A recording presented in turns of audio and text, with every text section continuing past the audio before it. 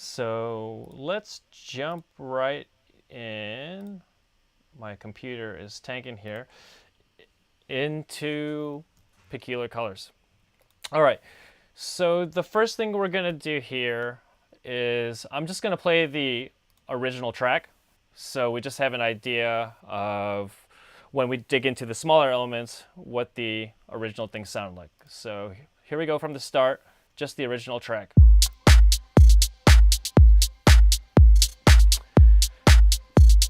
And maybe I'll talk a little bit over it. So just for context, Peculiar Colors was the first track I ever released. Came out of my label Munjumasi, and one important lesson from Peculiar Colors that's hopefully helpful to you is just because it was the first track that I released doesn't mean it's the first track I ever made. There's the main sample. Before Peculiar Colors, I probably started 20 tracks, maybe 15 tracks, and none of them really made the cut. There's a sample again. And that was a hard thing for me to overcome because every track that I made before having released this track, I thought was going to be the one. Is this the one I released? Is this the one I released? Is this the one I released? It took a lot of patience, and it's just important to remember that it takes time. I always like pausing my speech when the sample comes in. It takes time, and you should have a quality bar, and wait till you reach that quality bar, or at least get feedback from your friends, and they say that you're ready to go, and you really believe that this is the one.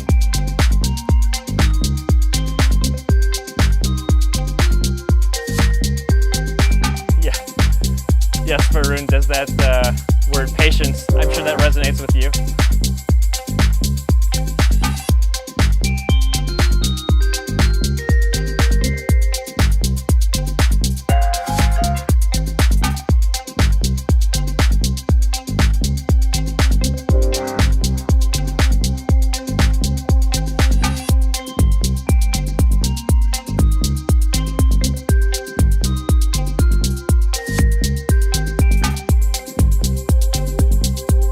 So I guess technically this track took me 33 years.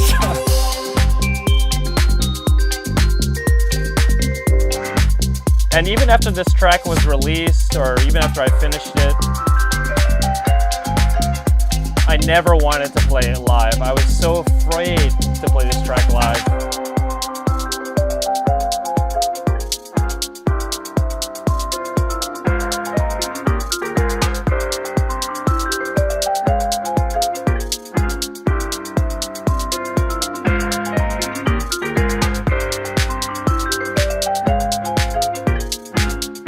Because when it's my own track and I'm looking at the dance floor, it's so scary. Are people gonna like it? Are they gonna respond? How's it gonna go? Boom. And then eventually my ex-girlfriend, she convinced me to finally play at a gig. And I did. It was at Desert Hearts, and the response was so good, and it felt amazing. It was really, really nice to see my track on the floor, seeing people dance to it and responding to it. But even that being said, even now when I finish tracks, I'm still very, very hesitant to want to play them live because you're really putting yourself out there in another way.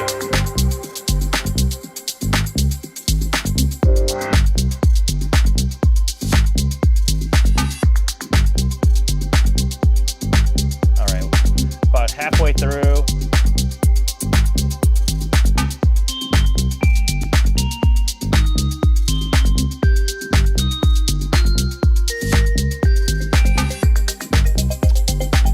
Varun, to your question, at what point did the crowd start responding?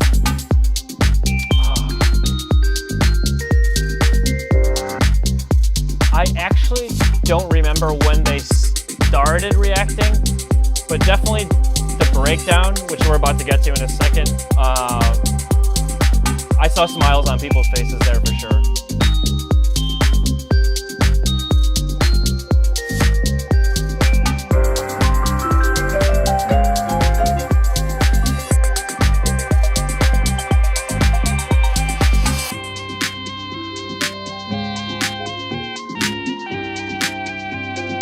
Yeah, this part right here. It's like very quirky. And then right here.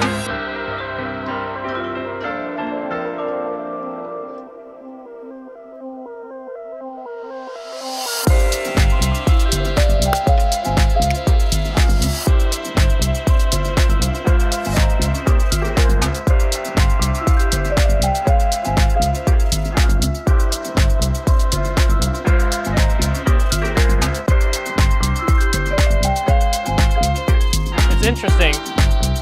This is something I talk about with producers a lot, which is listening back on any track I've ever finished. There's a million things I regret, a million things I wish I did better. And every time it's a lesson that a track or a piece of work is never going to be perfect. You just have to accept something is finished and move on, and know the next thing that you work on is hopefully going to be better than the last.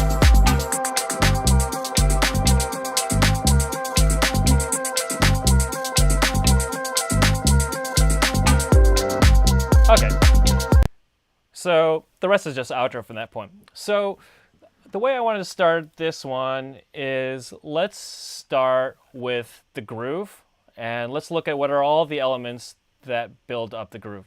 So I'm going to kind of jump into a little bit further into the track when we have bass in, and I'm just going to loop this, Command L, and okay. So actually before that, notice that I have my project grouped into different chunks. So I have one, which is my kick. That's not even a group. I have my bass group. I have multiple bass sounds. We'll talk about that later. I have one group for all my hi-hats, and another group for all my percussion, and then one last group for all my melodic elements. And as a note, I map all my groups to keys on my keyboard. So if I press 1, it enables and disables my kick. 2 enables my bass. 3 hi-hats. 4 percussion. This makes it a lot easier when working through a project to isolate certain parts of my groove. So for this part, if we're going to focus on the groove, let's just mute all my melodic elements.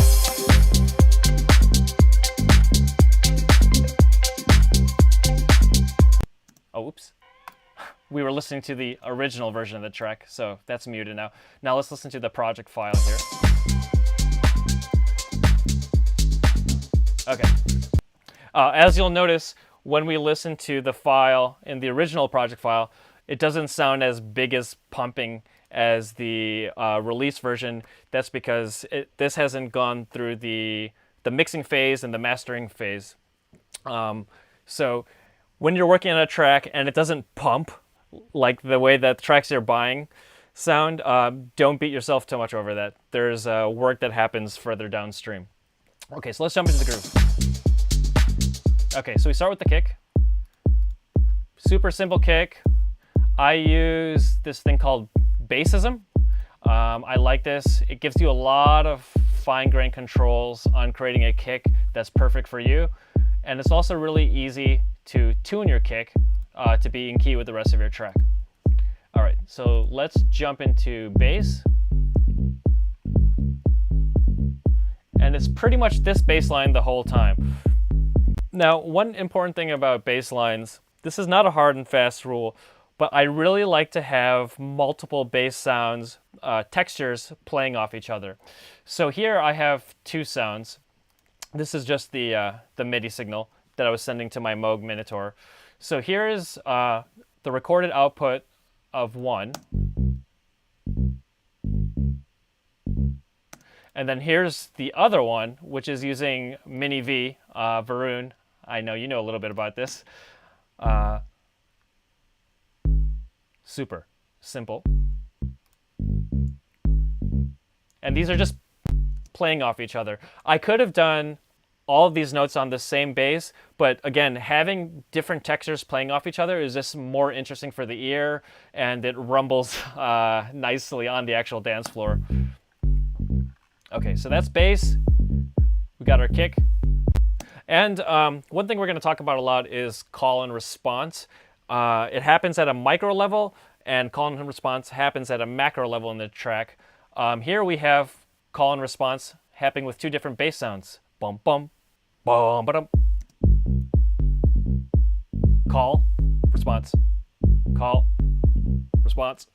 All right, so now let's jump into the hi-hats.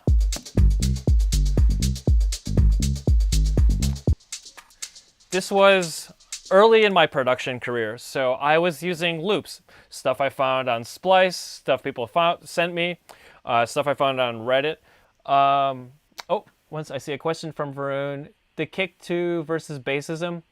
I use kick 2 as well. When I made this track, I didn't know about kick 2, but in most of the tracks I work on now, I use either kick 2 or bassism, or sometimes both. This track has only one kick drum, but recently for me, I've been getting into using more kick drums, which is essentially the same idea as having multiple bass sounds. So jumping back to the hi-hats, I'm using a loop here. These days, I generally try not to use pre-made loops, but that doesn't mean I'm against the idea. At the end of the day, if you find a loop that speaks exactly to the way you want your track to sound, then you should use it. I'm doing a collaboration with Yoku. I think he's a great, amazing producer, and I noticed a lot of the stuff I was seeing in the project file that he was sending back to me was using loops, and he would, distort them and modify them and cut them, but it's totally okay because the curation, much like being a DJ, you're curating a few tracks out of billions to speak to your own voice, and you can do the same thing with the loops. But I would say, kind of like Yoku, maybe mangle it and change it to make it uniquely yours, but it's okay to use a loop. In this case, I did very little. I just added some panning and just plopped a loop on there. Again, this was the first track I ever released. Okay, so then we have a little shaker sitting on top of there.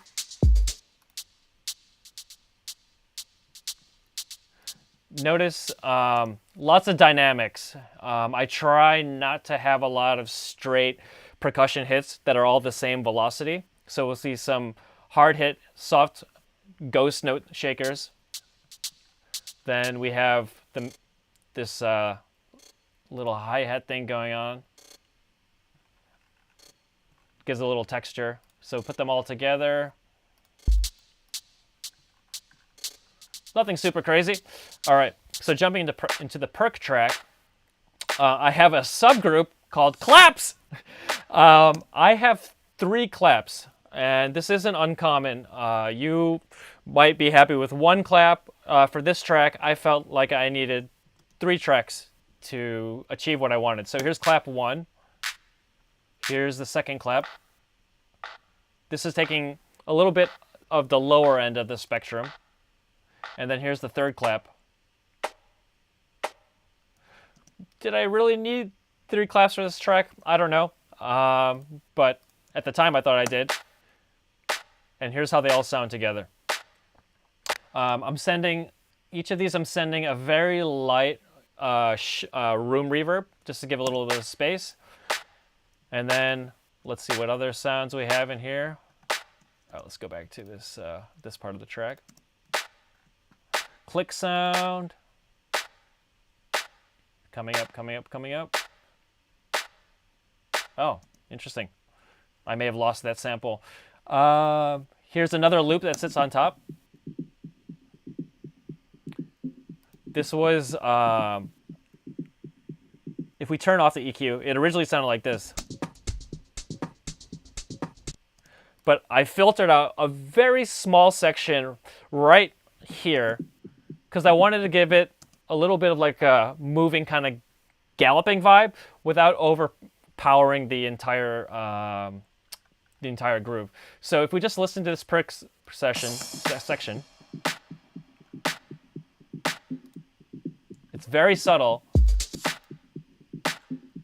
and then we play it with the rest of the groove. A lot of the beauty for me in dance music I like is subtle percussion. It fills space, it gives it some movement, but it's not overpowering the ears. And I think I did an okay job of it in this track, but over time I've gotten better about knowing how to put very light percussive elements right in the right part of the spectrum to make it kind of flow and groove. Oh, question from Ru. Did I calculate reverb, pre-delay, and delay time to match tempo for this? No, I didn't. One time I saw this Ableton tutorial, and they recommend doing something like that, and I think I did set my project default to a certain reverb or delay length, but if I change my BPM, then it's no longer synchronized, and I never bothered to keep up with that. But maybe I should start doing that. Okay, let's keep going forward. So actually, I think that's pretty much the groove right here early in the track. Let's just listen to it again. Pretty simple.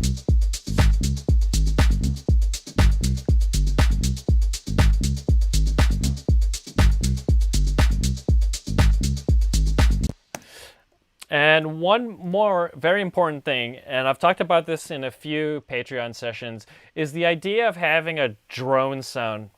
And not every track needs this, but a lot of tracks that I like tend to have this, which is some kind of melodic, ongoing sound, kind of laying low in the background. For this one,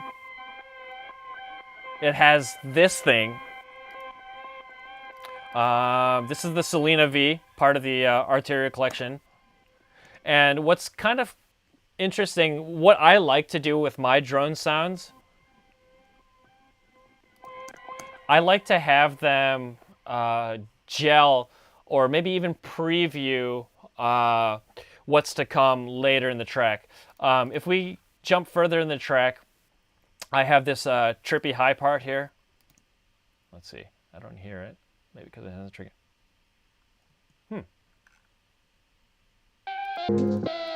Oh, there we go. So that's a lead line I have at the end of the track, close to the outro, but I use that same synth sound as my drone. So, you know, right from the beginning when the track sounds, you hear that, and it's almost like a preview of what's to come, kind of a, what's the word I'm looking for, like a motif of the track. So when it comes in later, it just all feels like it gels together. Other ways I like to use drone sounds is I might have some other melodic lead part or a stab part, and I'll capture like a delay or a reverb tail, and I'll loop that and make that my drone sound.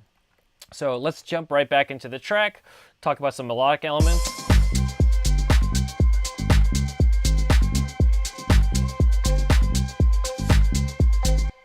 I have a little stab going here. This is Oberheim, also part of the Arteria collection. Nothing super crazy going on here. I'm running some effects. An important thing to note is auto pan.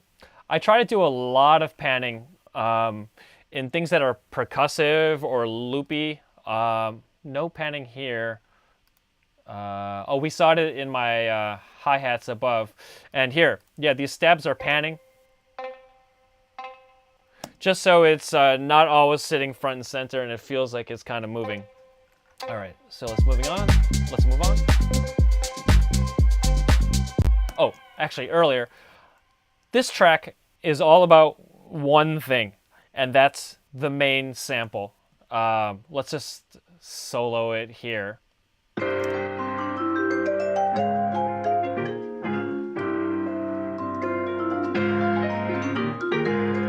Okay, so I found that sample somewhere. I don't want to exactly say where, so I don't get in trouble. But the track, that is the voice of the track. And everything else in this track is built to support that sample. So what are some ways that I can make this sample interesting, or how can I build up to a climax with this sample? And the same idea could be used if you don't have a sample, if it's your lead line or melodic part or anything like that. Very early in the track, 30 seconds, I preview to the listener what that sample is all about. Let's just see that or hear that. Oh, let's unsolo. Yeah, we're at 20 seconds here.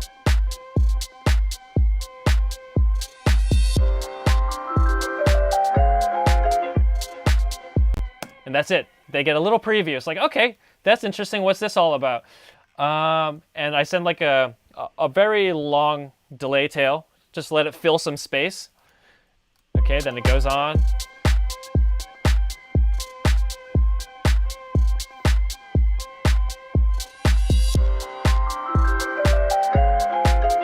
There it is again.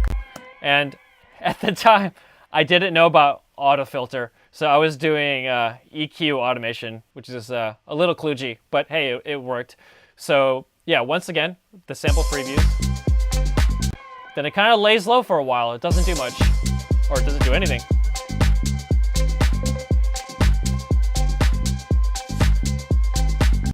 It doesn't need to do anything because the bass line just came in. So every 7, 10, 15 seconds, particularly in this track, I'm trying to give something new to the listener's ears so it doesn't feel loopy. So that's why there's no sample. Let them enjoy that new bass line.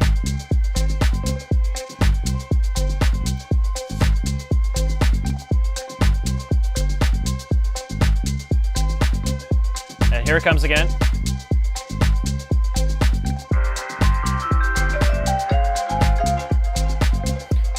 Now, we've heard that sample before here, but it's kind of new because it's the first time we're hearing this sample with the bass line. So I think that technically means it's not loopy. It keeps the listener engaged. Sometimes just combining your existing elements in a new way is good enough for something to feel new to a listener.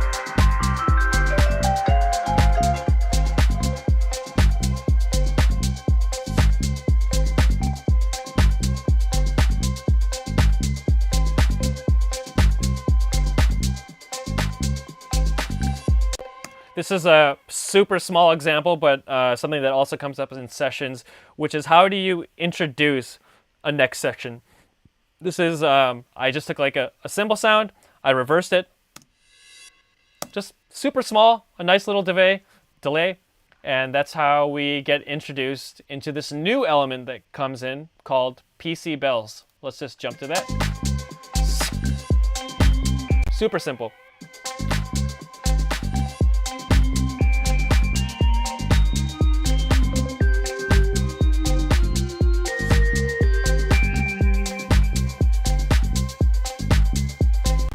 So, question from room. Can bass lines be too loopy?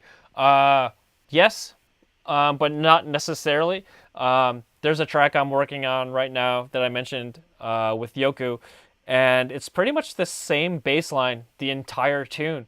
And I don't get sick of it because it's slamming. But one thing, if you feel you don't need to change the bass line, is play with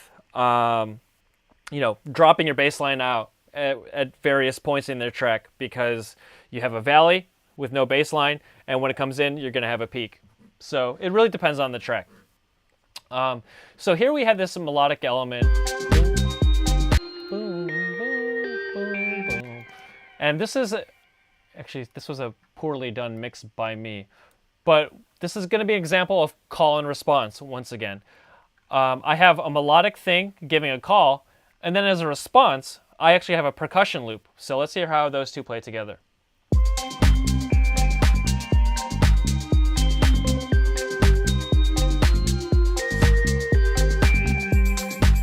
There's a response with the tambourine. And this, I was actually kind of proud of this. There's another response to the response, which is a preview of the full piano sample. So that's this thing right here. just solo it. It's like, okay, cool. Now it's not so much a melodic element, but it's a percussive element, just with a single hit, and then has a delay tail to fill the space. So just one last time, we'll hear the call, which is the bells. We'll hear a response with the tambourine loop, and then another response with the main sample.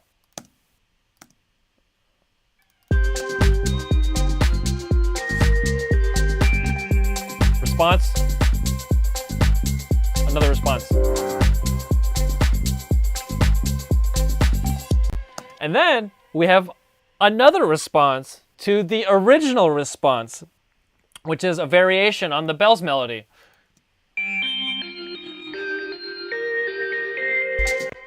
So everything, I hope this illustrates how strongly I feel about call and response and response and response and response. It can happen at many layers down. So again, here is the original bell thing.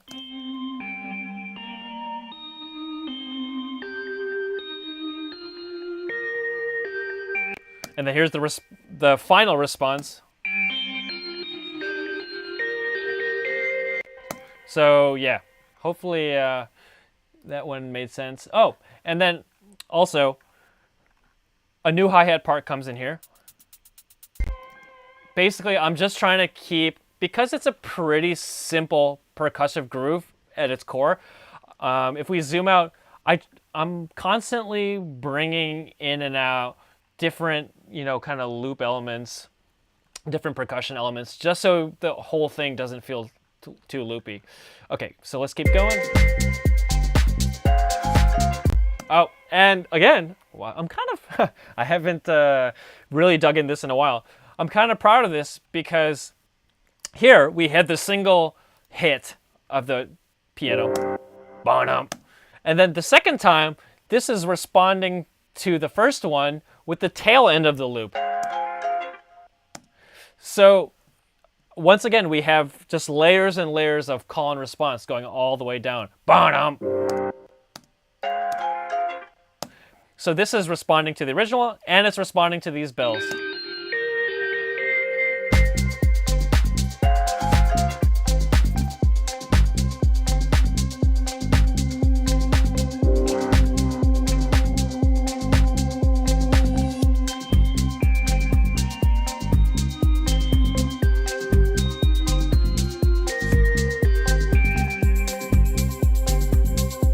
So same deal, it's the same loop.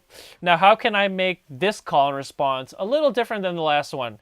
Super simple, Diva synth, and it's just a pad swelling in.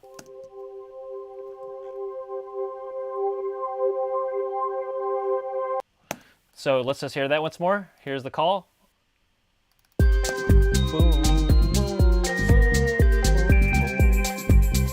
This is the response, a single pad fill.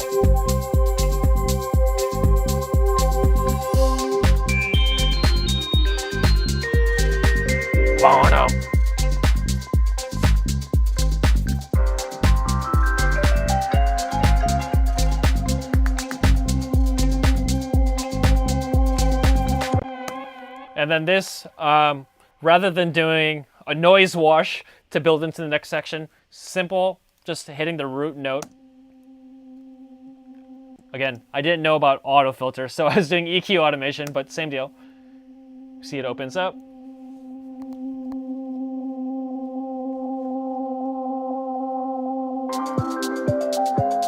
Okay, so finally we've made it to the first break. The stage has been set. A lot of the melodic elements have been previewed, hinted, teased. Just give me the goods. What's this sample all about that you've been teasing and hinting with?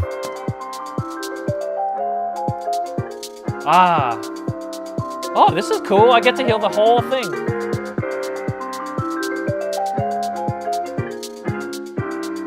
And to give it some movement, I'm filtering this in with an EQ. Oops.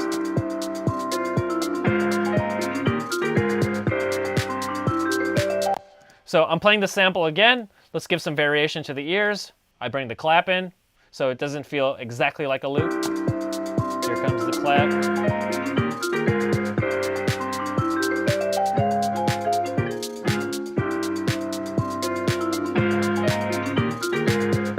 filter is still opening.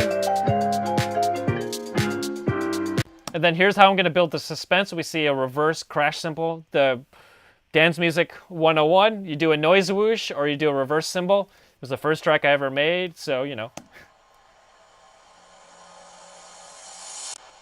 So actually I took a crash, I reversed it, and then I just doubled the length to make it more dramatic. So let's just hear it in context.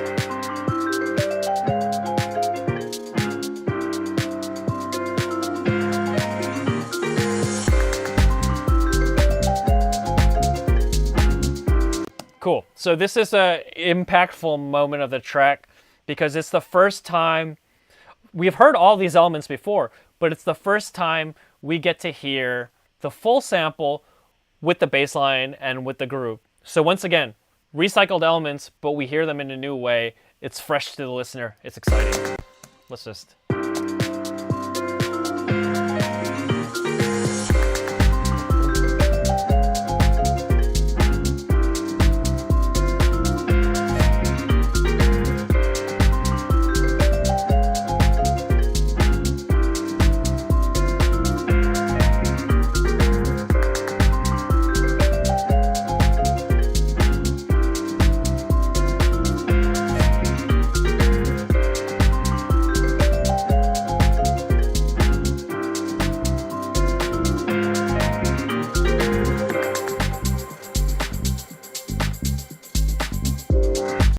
Okay, so that's a little arrangement thing to talk about. How a lot of these mentorship sessions, we talk about how do you hand off one section to another. So here, okay, the chorus of the track is that bells, you know, melodic loop, and I'm about to do a handoff. And the way I do the handoff, let me close some of these for simplicity's sake, is I drop the kick drum here. So I'm dropping the kick. It's signaling to the listener something's going to happen. And I don't know what that is.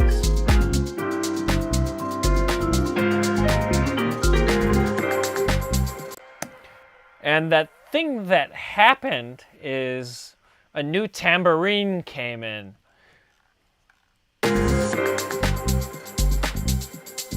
And the sample dropped out. So that was the handoff. We still hear the sample. We drop the kick underneath it. We keep the kick still dropped, and then we drop the sample. So I don't know if this makes sense, but keeping the kick dropped from when we have the sample to when we don't have the sample, that's the continuity. So let's just listen to that one more time more. Okay, so we got sample with the kick.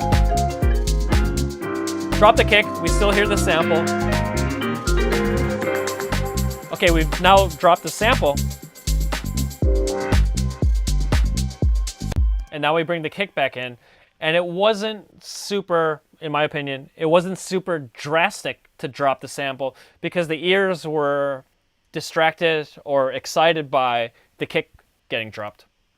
So it's kind of a little arrangement trick to jump between sections without totally causing a knee-jerk reaction from the listener.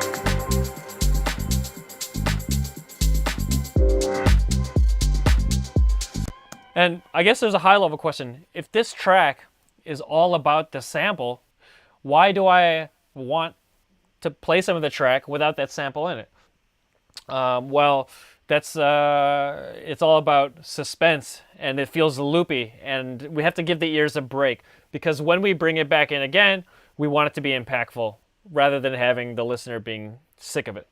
Question from, do you ever use percussive fills or risers in this situation? Absolutely.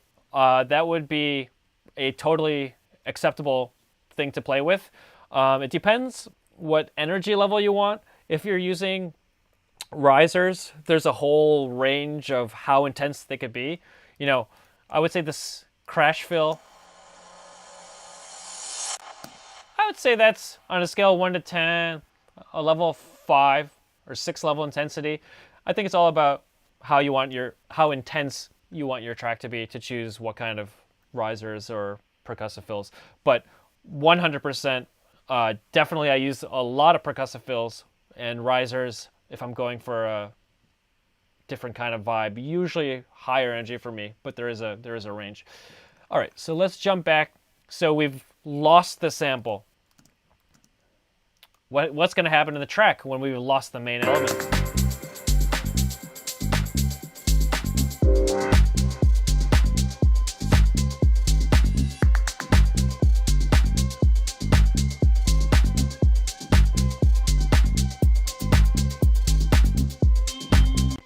I mean, here, this was just like, there were a couple little fills that happened. This is not a riser. I guess you could call it a percussive fill. It's just super subtle, super little, but it's just signaling to the ears something's gonna happen.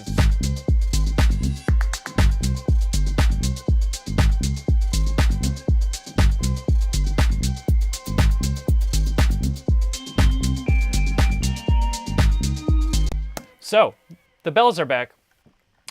I think what I was thinking at the time, which I think is correct, rather than going straight from the piano sample into the bells, I had a little time for the listener to enjoy the groove, to kind of recalibrate again. And then when the bells come in, I guess they're a little more prepared. So now, the question is, we've heard these bells before. Are these bells any different than what we heard before? Let's see.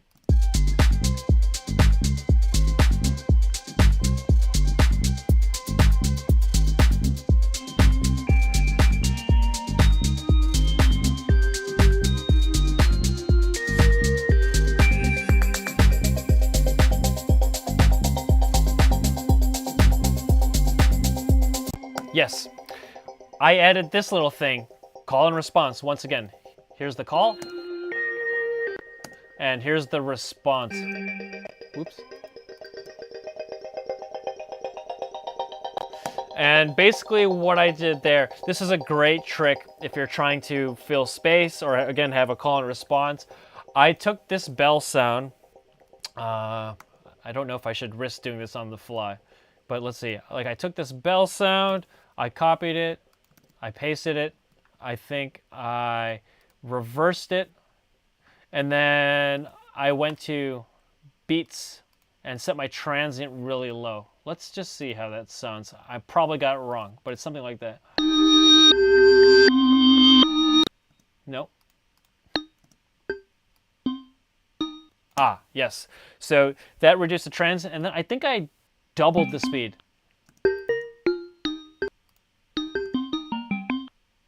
So it was something like that. I don't remember exactly what my process of steps was, but I used the original bell sound. I reversed it. I mucked it with it a little bit. I added some delay. And voila, I ended up with this, which was my fill, or my response. And let's just hear, once again, how they go together. Or we'll hear it again as we go through.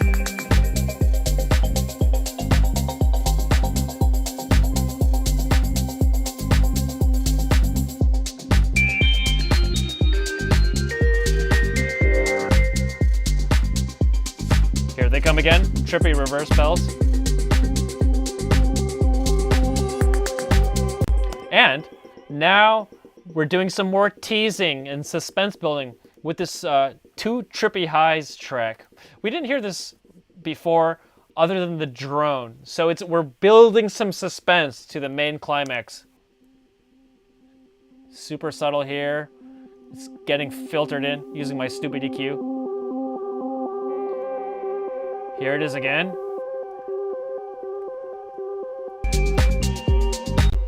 We didn't hear these the first time. Definitely not in the same ways. So we're hearing this again in a new context, a new element, slightly rearranged. And it's building suspense. It's all about the suspense building.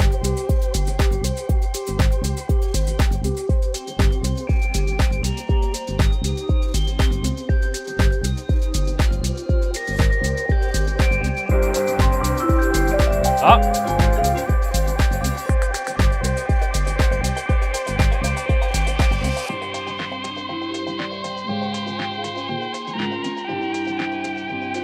All right, this is the main breakdown. Lots to talk about in here. For one, I didn't use any of those risers or much of the percussion fill. I stuck to my basic bitch reverse crash. But this riser, this synthesizer opening its filter, this was my poor man's riser.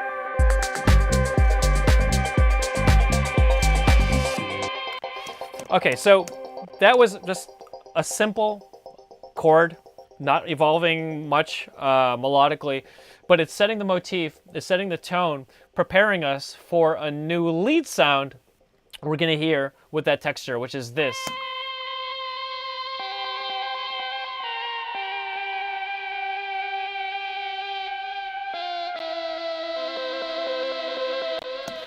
And while that's going on, we've revisited our old friend, the piano sample,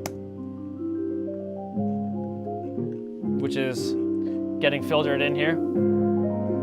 So obviously we heard that before. The reason it's special this time around is because it has the counter melody of these two trippy highs. This is new to the listener's ears.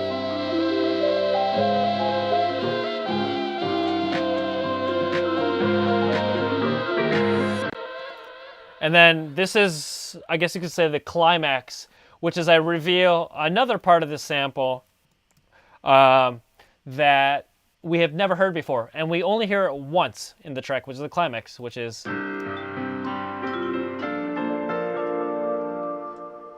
So that's the climax. It all builds up. This entire track is building up to this moment. And it's a moment, it's using... a melody, a line that we hadn't heard before. It's uplifting. It's a little refreshing to the listener. And because it's unexpected and fresh, when the beat all comes back in together, I think it's pretty impactful. And that's why I got maybe those smiles on the dance floor at Desert Hearts. So let's just listen through the breakdown once more and think about how this uplifting portion of the sample increases the impact when the beat comes in again.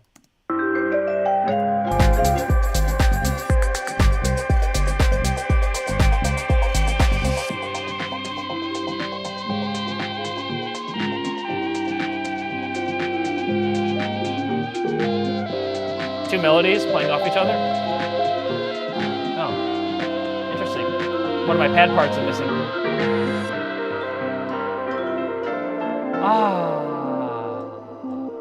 Let the delay tail hang.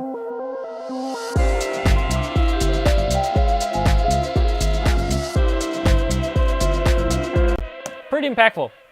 And what we're giving new to the listener is this too trippy sound with the rest of the groove. We haven't heard all these parts in conjunction together in this way.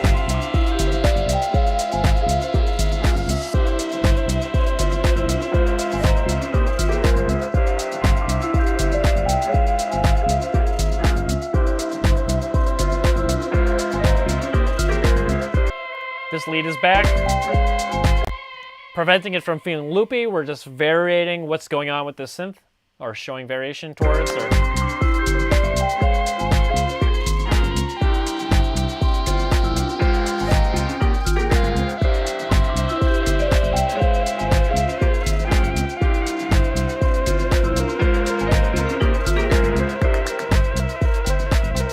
Oh, and then our old friend, these stabs come back.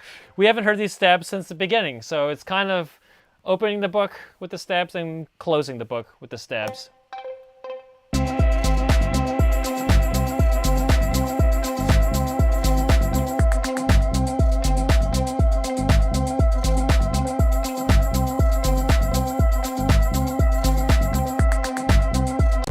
Yeah, so then it's pretty much outro. I actually have some stuff that's supposed to be going on in my pads, but I no longer have that plugin, so I guess there's some more action going on too. But I think overall the points still pretty much stand. So that's pretty much it. That's Peculiar Colors in a nutshell. Any questions about the tune or the approach or anything? And if not, then we can call it, or we can also just open up regular office hours for anything not related to Peculiar Colors, but we could just jump on Zoom if we want to do that.